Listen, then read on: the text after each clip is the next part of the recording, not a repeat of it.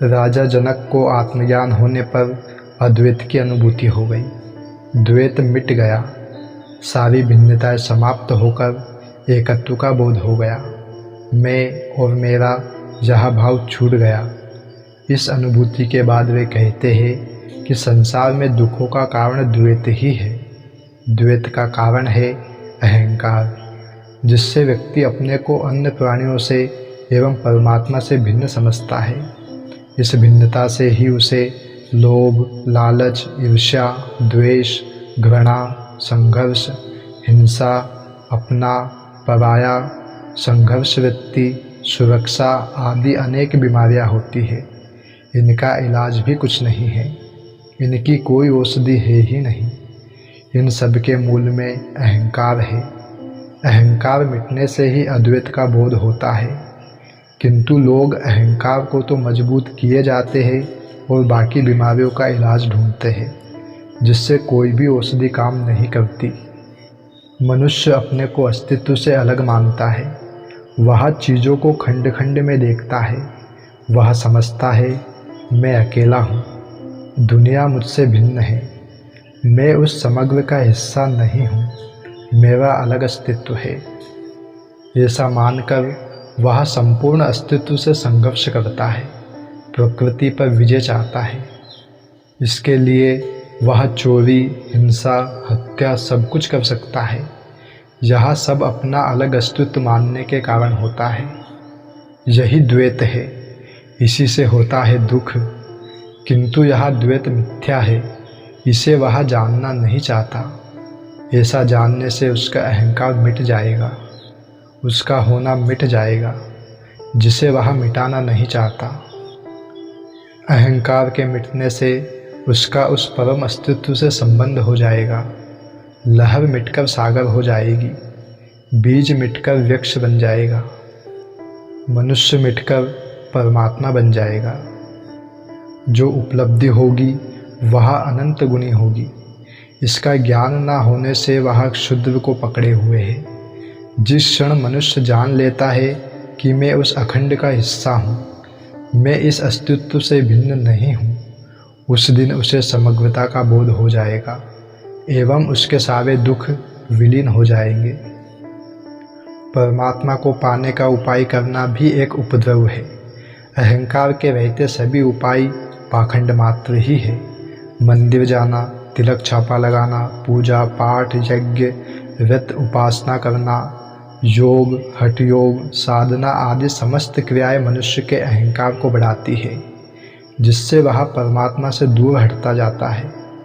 परमात्मा साधनों से नहीं मिलता, वह तो मिला हुआ है, तुम्हारे भीतर मौजूद है।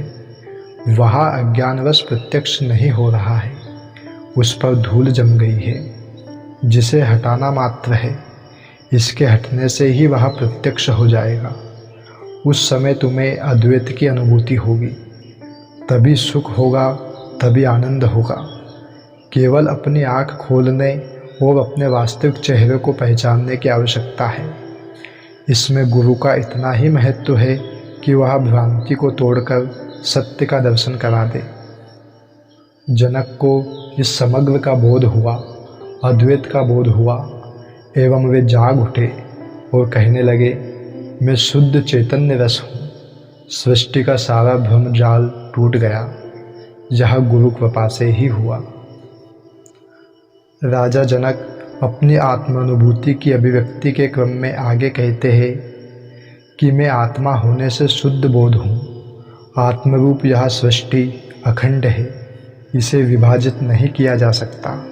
यह एक है, समग्र है। इसे भिन्न भिन्न पदार्थों में विभक्त करने से इसकी उपयोगिता ही नष्ट हो जाती है, समग्र का सौंदर्य ही नष्ट हो जाता है। शरीर एक है, पूर्ण है, सुंदर है। इसके यदि सभी अंगों को भिन्न भिन्न मान लिया जाए एवं प्रत्येक का एक दूसरे से संबंध विच्छेद कर दिया जाए तो शरीर की क्या दशा हो। ऐसी ही दशा इस संसार की है। जिस प्रकार शरीर के विभिन्न अंगों में एकत्व का बोध उसमें स्थित आत्मा से ही होता है, उसी प्रकार सृष्टि में एकत्व का बोध कराने वाला परमात्मा ही है। सृष्टि के विभिन्न पदार्थों में भिन्नता नहीं है बल्कि एकता है, किंतु उसको भिन्न भिन्न नाम देने से ही उसमें भिन्नता का बोध होने लगा। ये भिन्न भिन्न उपाधियाँ अथवा नामकरण अज्ञान के कारण ही दिए गए हैं। हाथ, पाँव, आँख, कान, नाक आदि भिन्न भिन्न नाम देने से पूर्ण मनुष्य का बोध नहीं हो सकता, किंतु पूर्ण मनुष्य के बोध होने से इन सभी अंगों का बोध हो जाता है। विभिन्न कारखानों में बने हुए विभिन्न पुर्जों के जोड़ से जिस प्रकार यंत्र बनते हैं, यह शरीर इस प्रकार बना हुआ नहीं है बल्कि एक ही चैतन्य तत्व से विकसित हुआ है। ऐसे ही यह सृष्टि विभिन्न अवयवों का जोड़ मात्र नहीं है बल्कि उसी एक परम तत्व ब्रह्म से विकसित हुई है। इसीलिए इसमें एकत्व है। विभिन्न पुर्जों के जोड़ से बना हुआ मनुष्य रोबोट तो हो सकता है, चेतन मानव नहीं हो सकता। हिंदुओं की दृष्टि अनूठी थी, जिन्होंने एक विश्व पुरुष की कल्पना की एवं सृष्टि के समस्त अवयवों को उसका अंग माना, जिससे सृष्टि का एकत्व भाव नष्ट नहीं हो जाए। जनक इसी तथ्य को प्रकट करते हैं कि इस समस्त उपाधियों की कल्पना अज्ञान से ही की गई है।